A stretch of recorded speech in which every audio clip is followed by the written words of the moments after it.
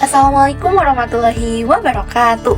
Oke teman-teman, kembali lagi bersama kami tim Ars. Jadi di video kali ini kami akan melanjutkan pembahasan mengenai Odoo Accounting. Nah, di video kali ini kami akan membahas mengenai laporan keuangan yang ada di dalam Odoo Accounting itu sendiri. Tapi sebelum masuk ke pembahasan, apa sih itu laporan keuangan? Nah, laporan keuangan adalah dokumen penting yang berisi catatan keuangan perusahaan, baik dari rekaman transaksi maupun laporan laba rugi suatu perusahaan. Nah, laporan keuangan ini dilakukan dalam periode tertentu, teman-teman. Misalnya, setiap akhir bulan, akhir tahun, setiap 3 bulan sekali, setiap 6 bulan sekali, dan lain sebagainya tergantung kebijakan perusahaan itu sendiri. Nah, pembuatan laporan keuangan ini sangat penting untuk menentukan arah perusahaan itu akan dibawa kemana sih. Dan salah satu fungsi pembuatan laporan keuangan ini juga adalah untuk mengevaluasi kinerja perusahaan, seperti itu. Dan adapun macam-macam laporan keuangan. Yang pertama, laporan laba rugi atau income statement. Kemudian yang kedua ada laporan perubahan ekuitas atau capital statement. Kemudian yang ketiga itu ada laporan perubahan posisi keuangan atau statement of financial position. Dan yang keempat itu adalah laporan arus kas atau cash flow. Nah, di sini aku akan membahas laporan laba rugi terlebih dahulu. Nah, yang pertama itu ada laporan laba rugi. Laporan laba rugi adalah laporan keuangan yang dimana di dalamnya itu terdapat pendapatan, beban, laba, dan ruginya suatu perusahaan dalam periode tertentu. Nah, di laporan keuangan laba rugi ini juga itu menyajikan penghasilan atau revenue yang sudah dikurangi dengan beban atau expense, sehingga perusahaan itu dapat melihat laba atau ruginya perusahaan dalam periode tersebut. Kemudian ada fungsi dari pembuatan laporan laba rugi itu sendiri. Yang pertama itu menunjukkan performa operasional perusahaan dalam suatu periode. Jadi perusahaan dapat melihat performa operasionalnya melalui laporan laba rugi. Kemudian yang kedua itu ada alat evaluasi efektivitas manajemen dalam menghasilkan pendapatan dan mengendalikan beban. Jadi perusahaan dapat mengevaluasi manajemen perusahaannya itu melalui pembuatan laporan laba rugi. Apakah pendapatannya itu lebih besar dari beban atau pendapatannya lebih kecil dari beban, seperti itu. Kemudian yang terakhir itu adalah memberi informasi kepada investor, kreditur, dan pihak eksternal untuk membuat keputusan. Seperti yang sudah dijelaskan sebelumnya, bahwa laporan keuangan itu sangat penting untuk dibuat untuk menentukan arah perusahaan akan dibawa kemana, dan juga untuk membuat keputusan, seperti itu. Laporan perubahan ekuitas. Laporan perubahan ekuitas merupakan laporan yang menunjukkan adanya perubahan modal, yaitu dari modal awal menjadi modal akhir.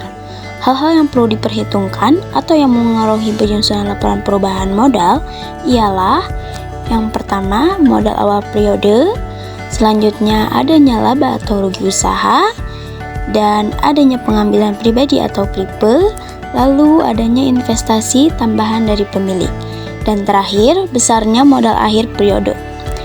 Menurut PSAK 1, laporan perubahan ekuitas adalah laporan yang menunjukkan perubahan modal perusahaan selama satu periode, misalnya 1 tahun.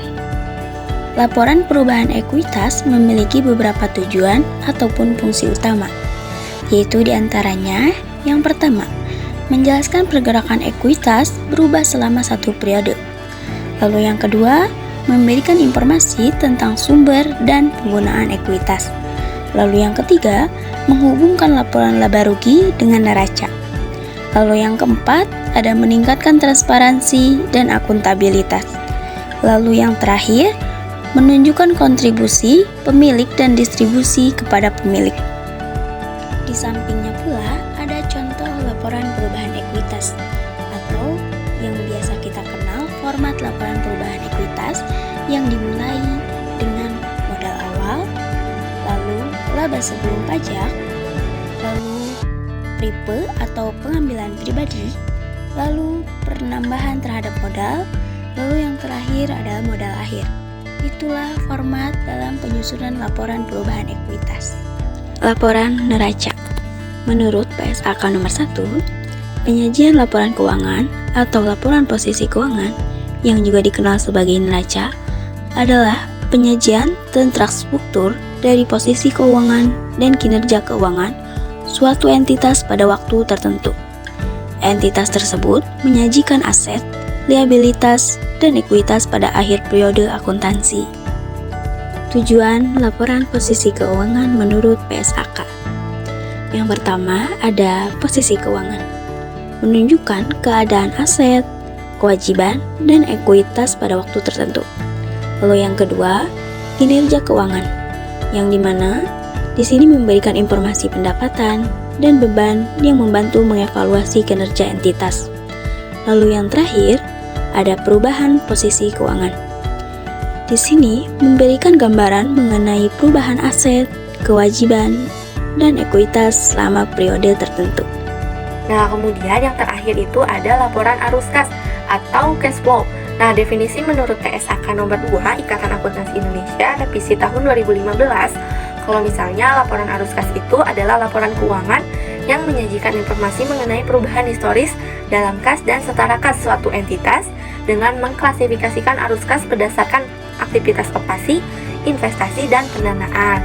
Nah, apa sih itu kas? Kas itu meliputi uang tunai dan simpanan yang sewaktu-waktu bisa dicairkan, teman-teman. Sedangkan setara kas itu adalah investasi jangka pendek yang sangat likuid, yang mudah dikonversi menjadi kas dalam jumlah tertentu dan memiliki resiko perubahan nilai yang tidak signifikan. Contohnya deposito jangka pendek kurang dari 3 bulan. Nah, tujuan pembuatan dari arus kas itu sendiri, yang pertama, menyediakan informasi mengenai penerimaan dan pengeluaran kas perusahaan selama periode tertentu. Kemudian yang kedua, itu membantu menilai kemampuan perusahaan menghasilkan kas dan setara kas. Yang ketiga, itu membantu memprediksi arus kas di masa depan berdasarkan pada historis. Dan yang terakhir, itu menunjukkan bagaimana perusahaan menggunakan kasnya, apakah untuk kegiatan operasional, membeli aset, atau membayar utang dan dividen. Maka dari itu, ada nih klasifikasi arus kas. Nah, berdasarkan PSAK nomor 2 juga, klasifikasi arus kas itu terbagi menjadi 3. Yang pertama ada dari aktivitas operasi atau operating activities. Nah, tentunya sesuai namanya, kegiatan dari aktivitas operasi berarti yang berhubungan dengan operasional perusahaan. Contoh kas masuknya itu penerimaan dari penjualan barang atau jasa dan penerimaan piutang. Kemudian contoh kas keluarnya pembayaran gaji atau beban operasional, pemasok atau pajak. Intinya yang berkaitan dengan operasional perusahaan. Kemudian yang kedua itu arus kas dari aktivitas investasi atau investing activities. Nah, contohnya ini tuh berkaitan dengan aset jangka panjang. Ya, sesuai namanya itu investasi, berarti itu bersifat jangka panjang. Contoh kas masuknya itu penjualan aset tetap, penerimaan dividen, atau pendapatan investasi. Nah, berarti contoh kas keluarnya itu juga seperti pembelian tanah, bangunan, atau mesin. Intinya yang berkaitan dengan aset jangka panjang atau aset tetap. Dan yang terakhir itu ada arus kas dari aktivitas pendanaan atau financing activities. Nah, ini tuh berkaitan dengan perubahan struktur modal dan pinjaman.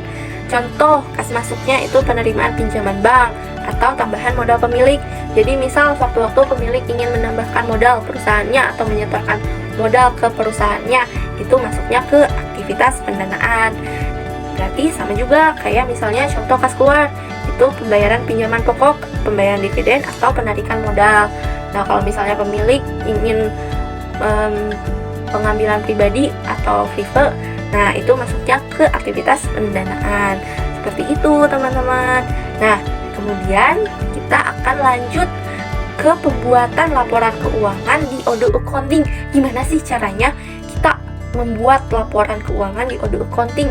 Nah, mari kita buat.